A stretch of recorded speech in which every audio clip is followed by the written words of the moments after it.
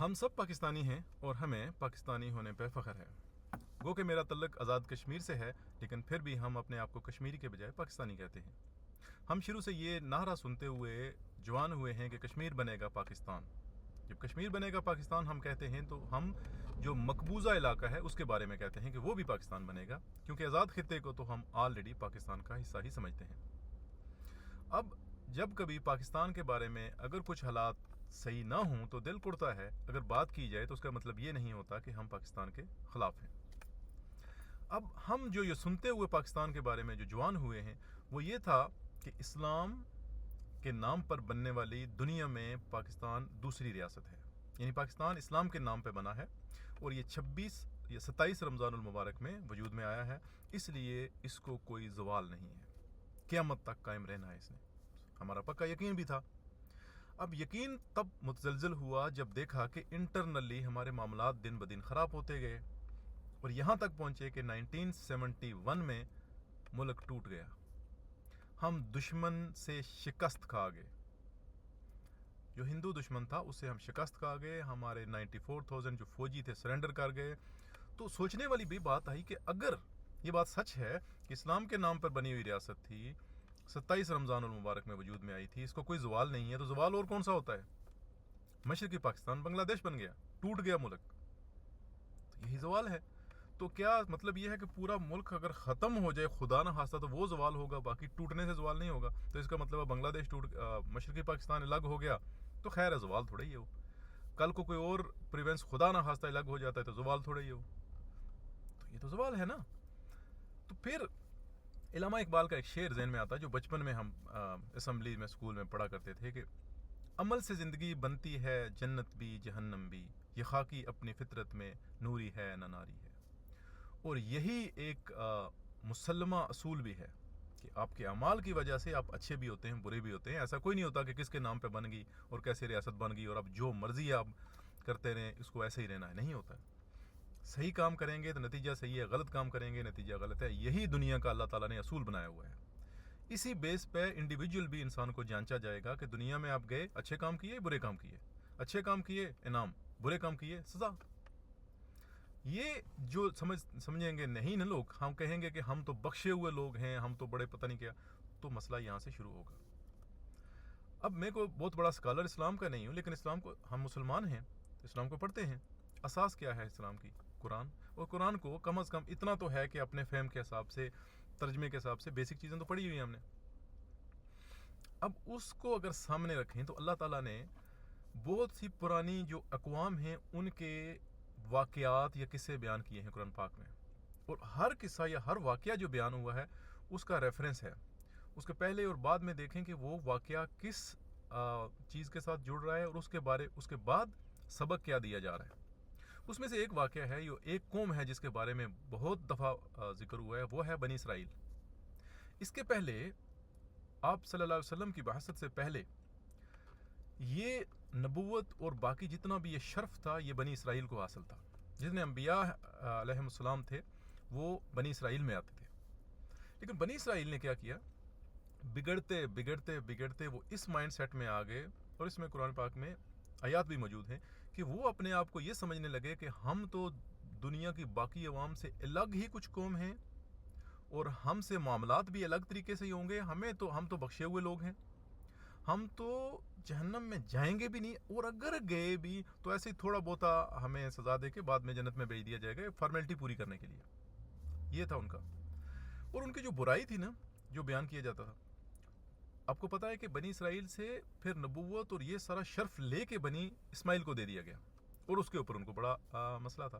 یہ ہوا کیوں؟ ان کی دو جو برائیاں ہیں قرآن پاک میں بہت ساری جگہوں میں بیان ہوئی ہیں، جو کہ مجھے سمجھ آتا ہے، اس کے اگر ڈیفرنٹ ہے تو ظاہر ہے میری رائے یہ ہو سکتی ہے، رائے غلط بھی ہو سکتی ہے، میں کوئی اس میں فتویٰ تھوڑی دے رہا ہوں۔ دو رائے جو مجھے نظر آئی ہیں وہ یہ ہیں، ایک یہ بنی اسرائیل کے بارے میں ہے کہ وہ جو آیات تھی، اللہ کی آیات تھی یا اللہ کے احکامات تھے، ان کو اپنے پرسنل بینیفٹ کے لیے، اپنے ذاتی فائدے کے لیے استعمال کرتے تھے، جس کے بارے میں قرآن پاک میں ہے کہ یہ اللہ کی آیات کو تھوڑی قیمت پہ فروخت کرتے ہیں۔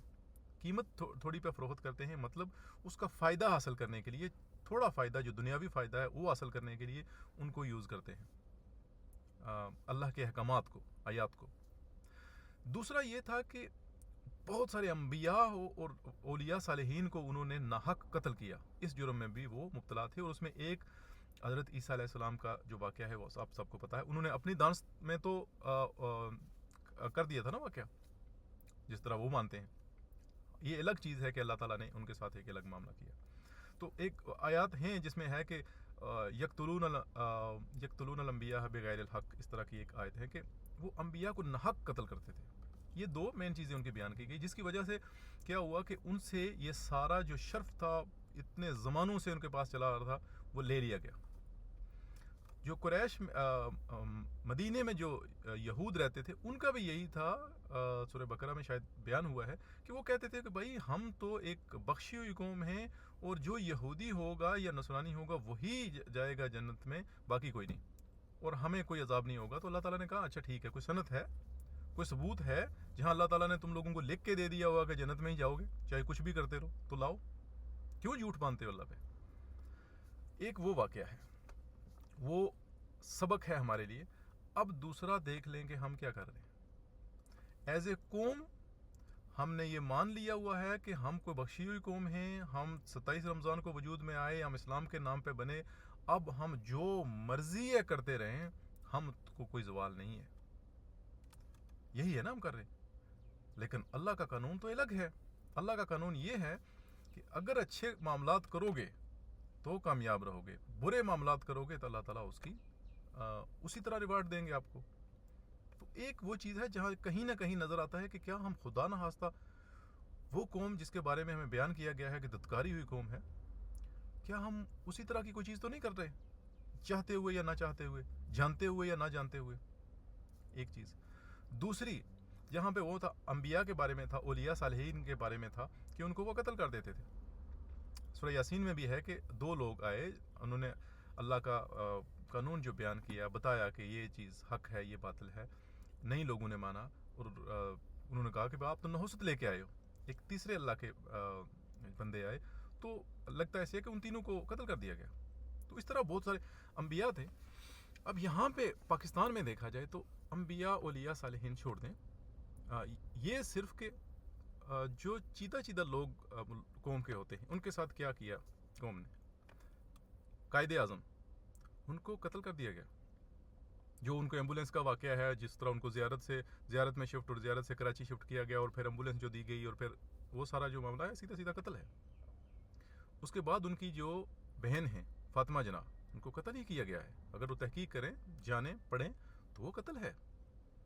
اس کے بعد لیاقت علی خان، ان کو قتل کر دیا گیا، دن دہاڑے گولی مار دی گئی۔ بھٹو، میں یہ نہیں کہہ رہا کہ ولی اولیاء ہیں، لیکن قوم کے سرکردہ ہیں، قتل کر دیا گیا۔ بے نظیر قتل کر دی گئی۔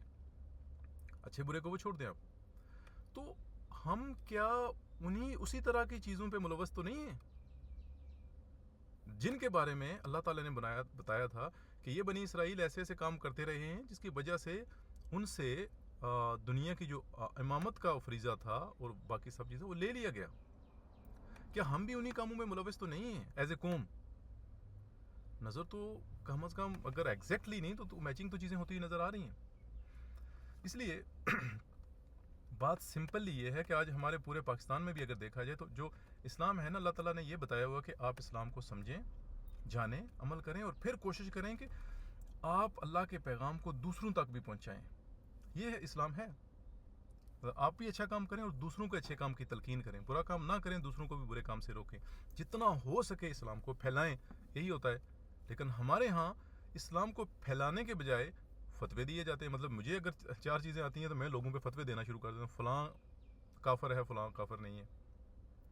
میں دین کے فریضے کو اس طرح نہیں سمجھتا کہ میں دین کو پھیلاؤں، لوگوں کو بتاؤں، کنونس کروں کہ یہ اچھی چیز ہے، یہ بری چیز ہے، بلکہ میں لوگوں پہ فتوے لگانے کے لیے ہی کوئی چیز جانتا ہوں۔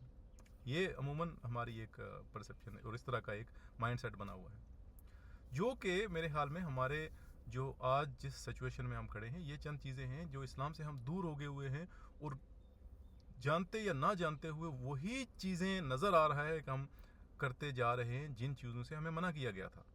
اور एविडेंस के तौर पर वाक़यात बयान करके बनी इसराइल के बताया गया था कि वो लोग अल्लाह की एक चहीता कौम थी। जब उन लोगों ने ऐसे काम करने शुरू किए तो क्या हुआ, अल्लाह ताला नाराज़ हुए उनसे। तो उसका ये था कि जो भी कौम होगी, अब मुसलमान खाली मक्के में तो नहीं थे, अल्लाह ताला को पता था कि पूरी दुनिया में इस्लाम फैलेगा और पूरी दुनिया में जितनी भी अक़वाम इस पैगाम पे यकीन लाएंगी उनके लिए ये एक मशले राह होगा, ये पूरा कुरान। और उसमें से जो चीज़ें हैं उससे वो सबक हासिल करेंगे। तो क्या हम वो सबक हासिल कर पा रहे हैं या नहीं? अगर तो वो हम सबक हासिल कर रहे हैं तो वेरी गुड, दुनिया में भी कामयाबी, आखिरत में भी कामयाबी। लेकिन अगर वो नहीं हो रहा तो दिन सोचने का मकाम है। खाली ये नारा लगा देने से कि हम इस्लाम के नाम पर बनी हुई रियासत है, हमें कुछ सवाल नहीं है, चाहे हम जो मर्जी करते रहें, और हम 27 रमज़ान मुबारक को वजूद में आए थे, हमें कोई कुछ नहीं होने वाला, जो मर्जी करते रहें, अच्छा करें बुरा करें, ये एटीट्यूड हमें कहीं उसी कौम की जगह ना ला खड़ा करे जिसको अल्लाह ताला ने सज़ा के तौर पर मुंतखब कर लिया था। एनीवे, ये मेरा एक तज्ज़िया है, मेरी एक राय है जो कि सही या गलत हो सकती है। अल्लाह ताला कमी बेशी माफ़ फरमाए। लेकिन ये एक तो चीज़ें हैं जो गौर करने की हैं। देखने का शुक्रिया, थैंक यू।